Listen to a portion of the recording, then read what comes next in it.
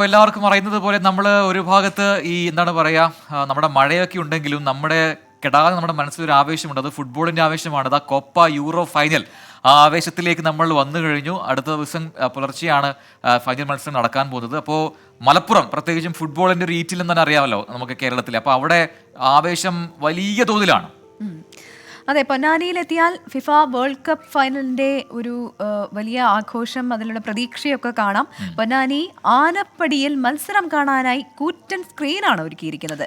എന്നാൽ 2000-ഓളം പേർക്ക് ഒരുമിച്ചിരുന്ന് അവിടെ കളി കാണാൻ കഴിയും.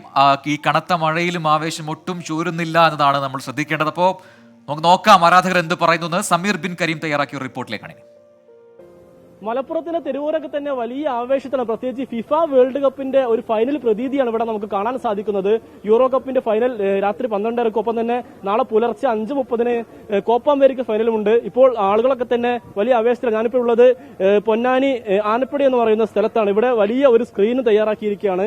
2000-ഓളം ആളുകൾക്ക് ഇരുന്ന് മത്സരം വീക്ഷിക്കാനുള്ള സംവിധാനം ഇവിടെ ഉണ്ട്. ഒപ്പം തന്നെ കാണാൻ വരുന്ന എല്ലാവർക്കും ഭക്ഷണവും തയ്യാറാക്കി. അങ്ങനെ വലിയൊരു ഫുട്ബോൾ മാമാങ്കത്തെ വലിയ ആവേശത്തോടു കൂടി കാണുന്ന ആളുകൾ അവിടെ ഉള്ളത്. നമുക്ക് ആളുകൾക്ക് കടക്കാം. എന്താണ് ഇവിടെ വലിയൊരു സെറ്റപ്പാണല്ലോ ഇവിടെ. പൊന്നാനെ സംബന്ധിച്ചിടത്തോളം ഇത് വലിയൊരു സെറ്റപ്പ് തന്നെയാണ്. ഇത്രയും എല്ലാ കളിക്കാരും ഇത്രയും അർജന്റീനന്റെ ഫാൻസിന്റെ കളിയാണ് ഇപ്പോൾ കളിക്കാൻ പോകുന്നത്. അപ്പൊ ഇത്രയും ആവേശം ചേർന്ന് കളിയാൽ ഈ അടുത്ത കാലത്ത് നമുക്ക് ഉണ്ടായിരുന്നില്ല.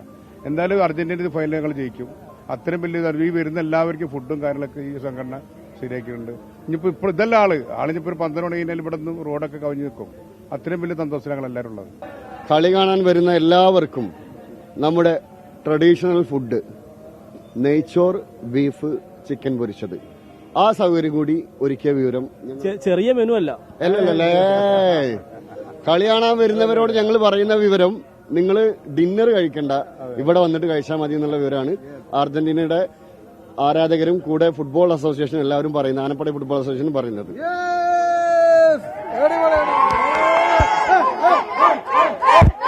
ബ്രസീൽ ഫാൻസ് ആരെ കൂടെ എത്തവണ? അല്ല, ഇത് കളിയുടെ ഗതി അനുസരിച്ച് ഇപ്പൊ ഫോമിലുള്ളത് അർജന്റീനയാണ്. അവിടെ മറ്റേ കൊളംബിയയുടെ ഭാഗത്ത് അവര് നല്ല ഫോമിലാണെങ്കിൽ പോലും അർജന്റീനക്കാണ് ഇപ്പോ കൂടുതൽ ചാൻസ് കളി വീക്ഷിക്കുമ്പോൾ കാണുന്നത്.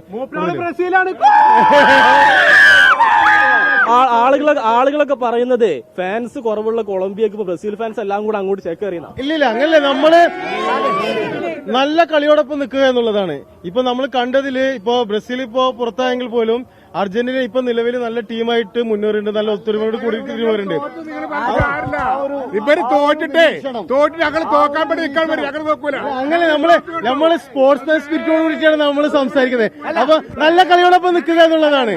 ഏതായാലും ആരാധകരുടെ തർക്കം അത് തീരില്ല. ഇത് മലപ്പുറമാണ്, ഫുട്ബോളാണ്, ആവേശമാണ്. ഏതായാലും ഇനി മണിക്കൂറുകൾ മാത്രമാണുള്ളത്. അപ്പോ ഇവിടെ കളി കാണാൻ വന്നു കഴിഞ്ഞാൽ ഇവിടെ ഭക്ഷണവും കഴിക്കാം, ഇവിടെ 2 കളിയും കണ്ട് രാവിലെ മടങ്ങാമെന്നുള്ള രീതിയിലാണ് ഇവിടുത്തെ ക്രമീകരണം. സമീർ ബിൻ കരീം, എനിക്ക് തോന്നുന്നു ഇന്ന് അവിടെ കൂടാൻ ചാൻസ് ഉണ്ട്. കാരണം ഈ കളി മാത്രമല്ല, കിട്ടില്ല ഫുഡ് മെനു ഹാടി പൊളിയായിട്ടുണ്ട്. അപ്പോ നമുക്ക് വേണമെങ്കിൽ പോവല്ലേ?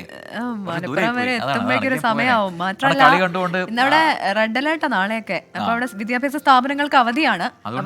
തിരക്ക് കൂടുന്നുള്ള പ്രശ്നമല്ലേ, മഴയൊന്നും പ്രശ്നമല്ല അവർക്ക്. കാരണം അവരുടെ ആവശ്യം കണ്ടില്ല. അപ്പം അർജന്റീന എവിടെ കളിക്കുന്നുണ്ടോ അവിടെയൊക്കെ ഈ പറയുന്ന പോലെ കേരളത്തിലെ ആരാധകർ ഒഴുകി എത്താറുണ്ട് കളി കാണാൻ. വലിയ സ്ക്രീനൊക്കെ ഒരുക്കി. അപ്പോൾ അത് മലപ്പുറത്തെ ആ കാഴ്ചയാണ്. അതെല്ലാ സമയങ്ങളിലും ഇതുപോലെ മേജർ ടൂർണമെന്റ്സ് നടന്നു കഴിഞ്ഞാൽ മലപ്പുറംകാർ ഇങ്ങനെയാണ്. അത് എന്തായാലും കളിയൊക്കെ കാണുന്നത് നല്ലതാണ്. പക്ഷെ മഴ കൂടുതൽ നനയാതെ ശ്രദ്ധിക്കണം. കാരണം പനി ഇങ്ങനെ കറങ്ങി നടക്കുന്നുണ്ട്. ഞാൻ മുൻപ് പറഞ്ഞു.